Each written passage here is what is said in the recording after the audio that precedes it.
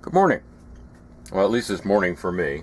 And it's been more than a day or two. I've had a couple of evenings of thought on how I'm going to proceed. And I've decided to use the dimensions given by the Accusize drawing to locate the mounting holes in the backplate using the bolt hole function on my TouchDRO. I have the backplate set up in my milling vise. There's a shim on the fixed jaw to push the backplate far enough forward that I can reach the two holes in that location, and a V-block in the front to give me 3-point contact. And when I placed the backplate in the vise, I used 1/2-inch parallels, which I've withdrawn. These taller jaws that are mounted on the end of the vise to give me more capacity, I leave on the vise all the time.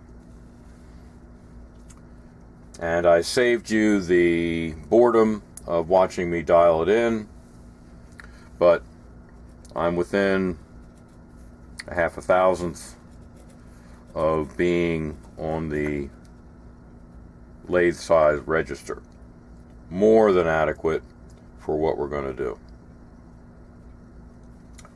So let's cautiously raise the head.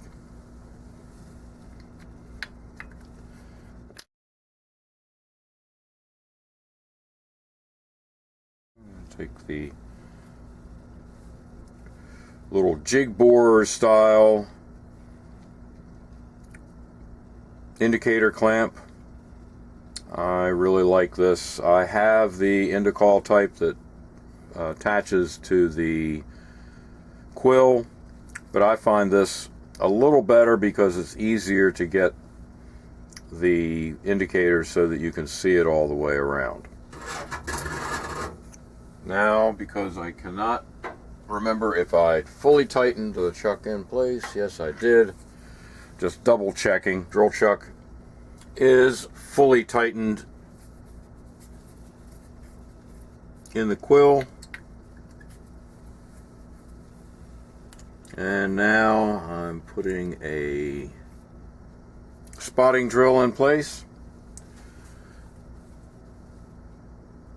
And we'll go up to the DRO and set up for the bolt circle.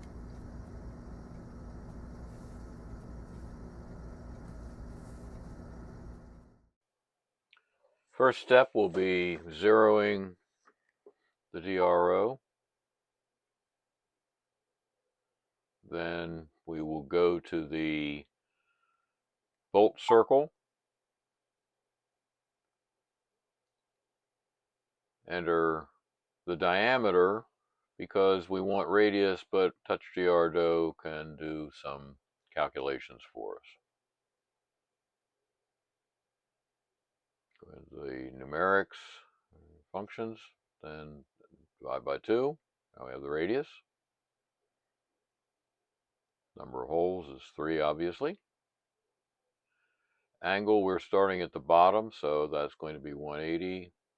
And the offset angle is 0 degrees. Create the workspace. Then open the workspace and open the pictorial window. And zoom to the 5.1. Just as a sanity check, we will do a dry run and make sure that the holes look like they're going in the right place. So we'll select the first point in the workspace, then drive the y-axis to that point. You can watch the numerical readout, but you can also watch the pictorial just to make sure you're going to where you think you want to go.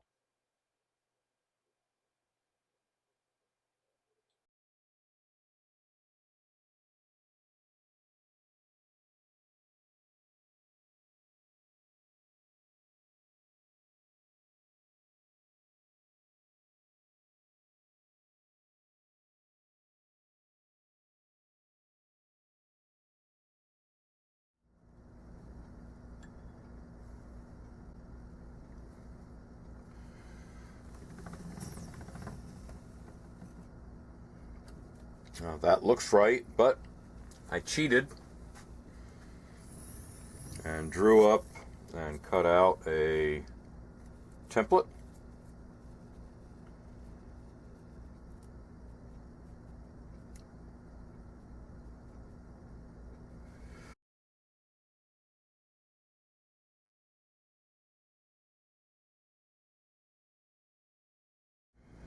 And that's looks like the right location for that hole.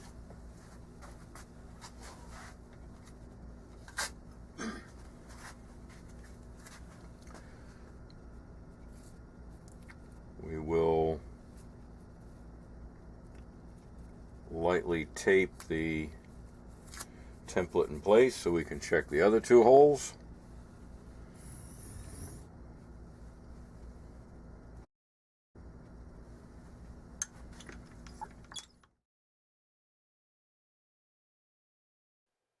Just to be different, I'm going to go counterclockwise, so I've selected point 3, and we'll drive in Y up.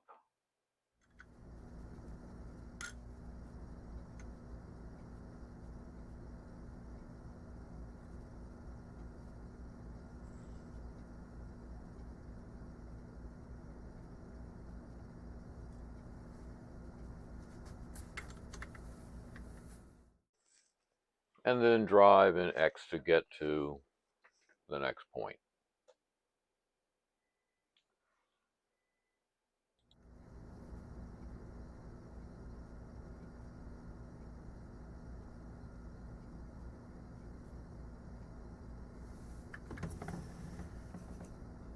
And that one looks good. Select the next point, drive an X over to that point, then just repeat the process for actual spotting the holes, then drilling the holes.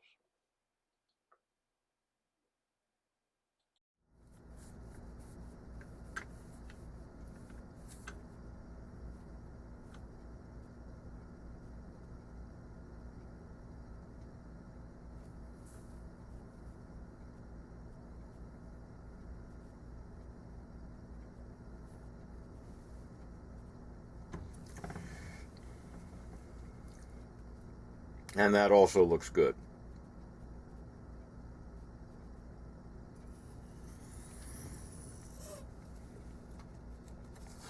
We'll remove the template.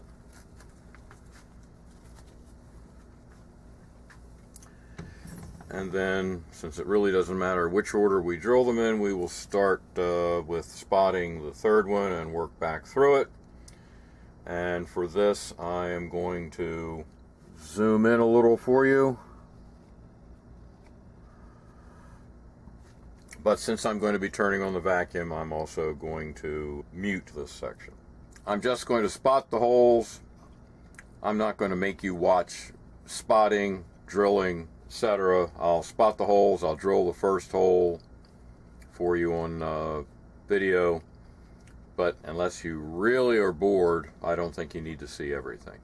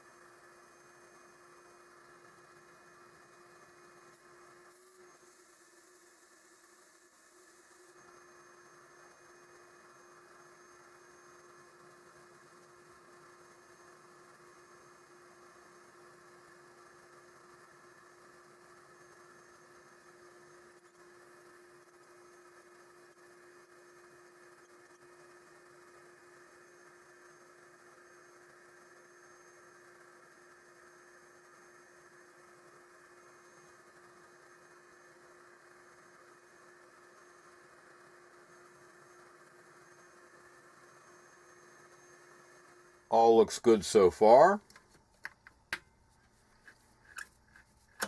I'm going to drill these a little oversized because one of the other changes I've decided to go with is giving me the capability in the future, if I want to, of turning down the register boss a couple thousandths so that it has some play in it, and then I can center the jaws a little bit better if they're too far out.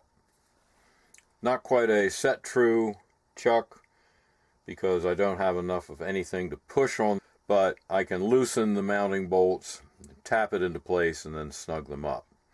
And because of that, I've also simplified how we're going to attach it, or how I'm going to attach it.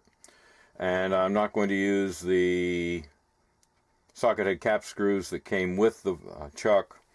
I'm instead going to use high strength hex heads. Now I don't have to counterbore the holes. Now I've taped off the table.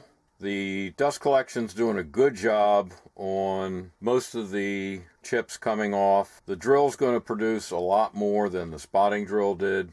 So I'm also going to put some additional protection around the vise, and even though I have bellows on the ways there as well, and also the column. So bear with me while I put that paraphernalia in place. I have several surgical cloths actually that I'm going to use. I have some high strength magnets that will hold it in place up on the head, out of the way of the cutting area. And I've lightly misted the cloth to help retain any dust that might get up on it. And since I have a good location for these holes,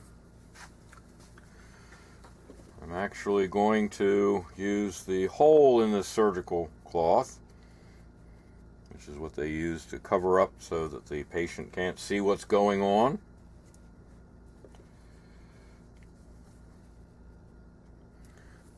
Use my old friend the painter's tape to tape it in place.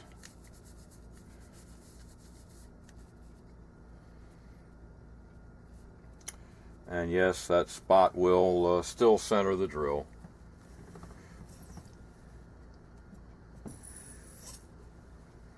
And we shouldn't have to worry about any cast iron dust getting where we don't want it to be.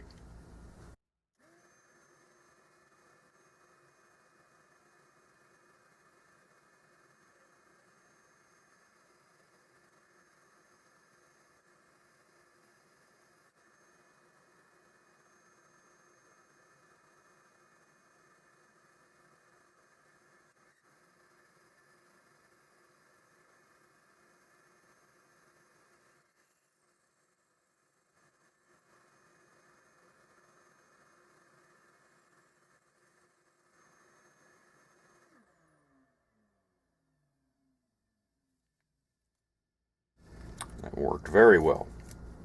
Now off to drill the rest.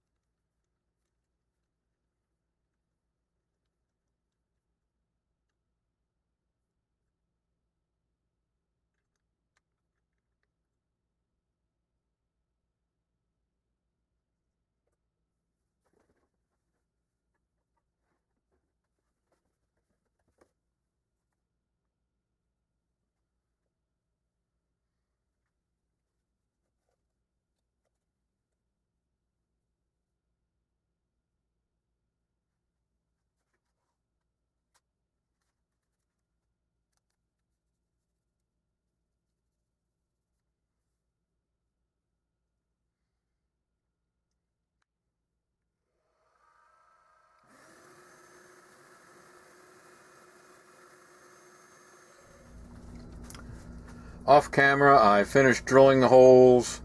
I deburred the edges on both sides. I've repositioned the camera and I'm lining up the backplate on the chuck.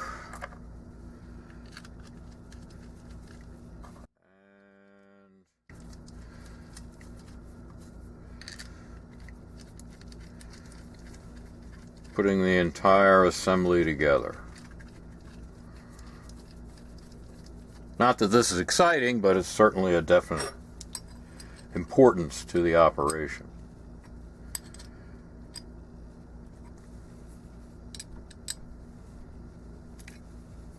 Off camera, I'm going to snug those bolts up the rest of the way, and I'll reposition the camera after I've mounted the chuck on the spindle. I have to say I'm extremely pleased. I have an 8mm dowel pin in the chuck, and I have a dowel test indicator that's graduated in 1/2 thousandths. Stylus of the DTI virtually parallel to the shaft of the dowel pin.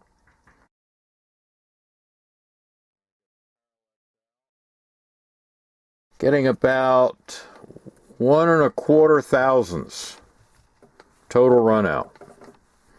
Now, I'm not quite the 2 inches out where they specify 3.1 thousandths, but I'm 1 7/8 inch out, so I'm very happy with the results. Keep your eye out for using this chuck in the future. I'll leave you with something to watch now that we're done. You can see how the chuck spins up. I know there were some concerns on one of the forums that it's an awful big chuck. Is that really going to be okay? Is it going to be out of balance? Well, see for yourselves.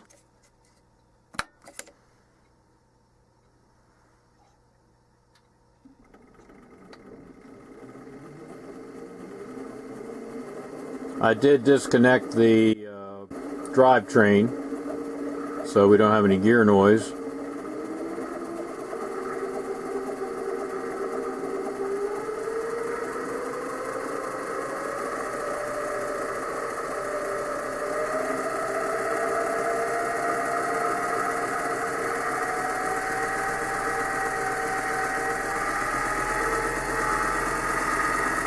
I checked in the recommended speed if I were going to be turning 2-inch aluminum, which can fit in the jaws, and that's around 1900. So that's probably the fastest I would ever go, and that's with carbide. But if I had something smaller than that in the chuck, especially since I can grab things plus or minus 1,000.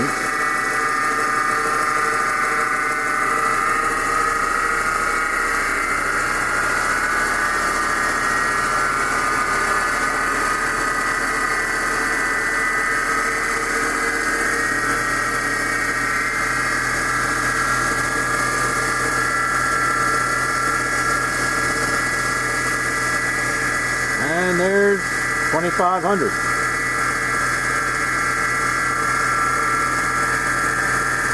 I honestly would be afraid to do anything at that speed, but it's behaving nicely. A little bit of vibration, but not that much. No unusual sounds.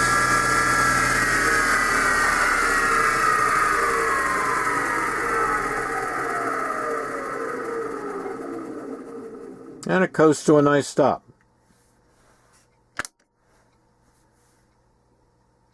That's all for today.